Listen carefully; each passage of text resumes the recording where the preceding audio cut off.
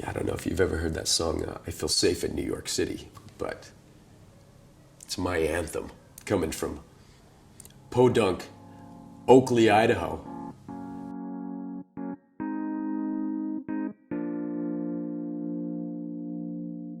One of the reasons I absolutely adore New York is it's just full of tribes, and tribes of all different kinds. So you sort of have the art scene, you've got the music scene, you've got the entrepreneur scene, you've got the business corporate scene, you've got the country club scene, and all of which you can just dip into these tribes and no one minds. You know, it's really, there's no barriers. You can try things on, you can move around, you can have, you know, go and visit some galleries in Chelsea and then watch some music in the Lower East Side and head out to some warehouse party in Bushwick and no one minds. The great blessing of New York City for me when I first arrived was the feeling of being an individual, but with perfect anonymity and with a lot of tolerance. Whatever floated your boat, basically, you could pursue in New York City because people didn't care, really. Yeah, so I came to the city for college, went to FIT. I moved here when I was 17. I didn't know a single person, so that was kind of interesting. And like I said, I mean, I've met people on OkCupid, I've met people on the streets, I've met people on, you know, park benches or drunkenly in a bar late at night. It's been an interesting journey.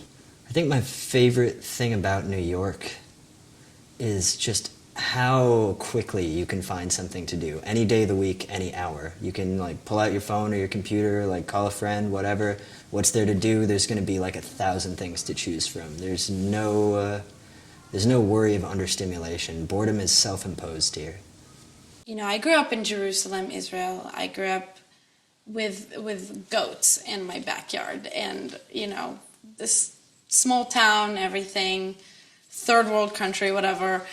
I originally came from Canada, where I grew up in a small town in the northern part of Alberta. I'm from Worcester, Massachusetts, a shitty town, city in central Mass. If you're from the Midwest or if you've ever been, you know that people get very comfortable, and it's very easy to get comfortable. Basically, you know, it's an uneventful, boring-ass, pretty white trash town, city, you call it, even though it is the second largest town, city in New England. It's just different. Everywhere you go is different, but it's good in a good way. It's a good thing, you know? Like, I wouldn't change it for any place in the world. I've been in Chicago, I've been in Austin, Florida. Florida sucks. So I'm from Florida originally, and it sucks. It's hot. People are angry because it's hot. There's old people who are angry because it's hot. Everything about there sucks because it's hot. And it was my dream my entire life to come to New York City, even before I came here, before I saw any pictures, just because I knew it was a good vibe and a good energy. I don't know, I love New York, man. I think a lot of my friends back there, which is where I grew up in Minnesota, yeah, they, you know, have families and homes and 9-to-5s, and they're perfectly happy. I know that I wasn't. Yeah, I just needed something a little bit more outgoing. I'm the type of person that doesn't like, you know, the same thing over and over again, so I just decided to pick up and leave. So I've been here for about nine years or so. The first time I saw the big city of New York, I had to move here, and it took me a couple of years before I wanted to line up a job first and all those kinds of things. And I always wanted to live in a place where I had the option and the opportunity to be whatever I wanted to be. And I felt like in Israel, especially in Jerusalem, especially being my mom's daughter, I knew everyone and everything, and everyone and everything knew me. 720 people. Probably 99% of them are my cousins and all Mormon. Yeah, I'm the black sheep. There was nowhere else to develop. There was nowhere to grow. There was no room to grow, and I needed the feeling of something new and something exciting, and you know, conquering a new territory in my life. I'm pretty sure the only guy since the town was founded by my great-grandfather in, 1865, I think? 1870, I can't remember what it was. But probably the only guy that ever moved to New York. This was the big emerald city that beckoned me from suburban New Jersey when I was a teenager. I really feel like New York is the only place where you can really do anything. And it sounds kind of corny, and it sounds like such a cliche, but it's true. In New York, there's just so much opportunity. The other thing that New York City was very, very good at doing, and then the thing that I think makes it one of the best schools you could ever attend in your life, is that New York City forces you to define your identity. It forces you to define what you do and who you are.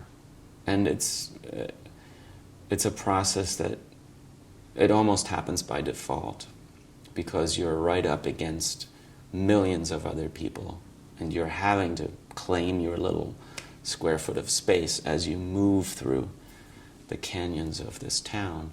When I've realized I'm really in New York and like with it, and probably gonna stay here for a while, because I don't know, like I said, when you find a piece of the universe and like can really call it your own corner, it's pretty cool. I tried the whole LA thing and it didn't work, and I came to New York during the summer for vacation, for a short vacation, and I really liked it. I just really liked the feeling. I felt like, you know, no matter if you're a delivery guy, or if you live on Fifth Avenue, or if you're a taxi driver, or if you're the editor of whatever magazine, I felt like in this place there's no judgment, and I feel belong in Bushwick, Aberdeen, in Brooklyn, or on Fifth Avenue. I feel belong everywhere I go, and I feel like there is this mutual respect towards bigger dreams and bigger goals. Every time you turned a corner, there was someone doing something interesting, someone creating something, and it's so inclusive. You know, there's no barriers in New York. If you want to have a go, people want you to have a go. They want you to try and get involved. So I just knew I had to be part of it, and then spent a good year campaigning to get myself transferred out to this office. So I would explain to friends and parents, I'd say New York's great because you can do whatever you want. Nobody gives a flying hoot.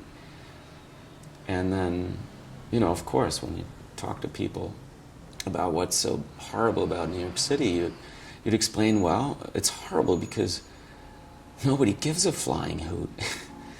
I guess after you live here long enough, there is no this crazy thing, because you've done so many crazy things that becomes the normal. I mean, like, I guess there was one time where I found, no, it's not really it either.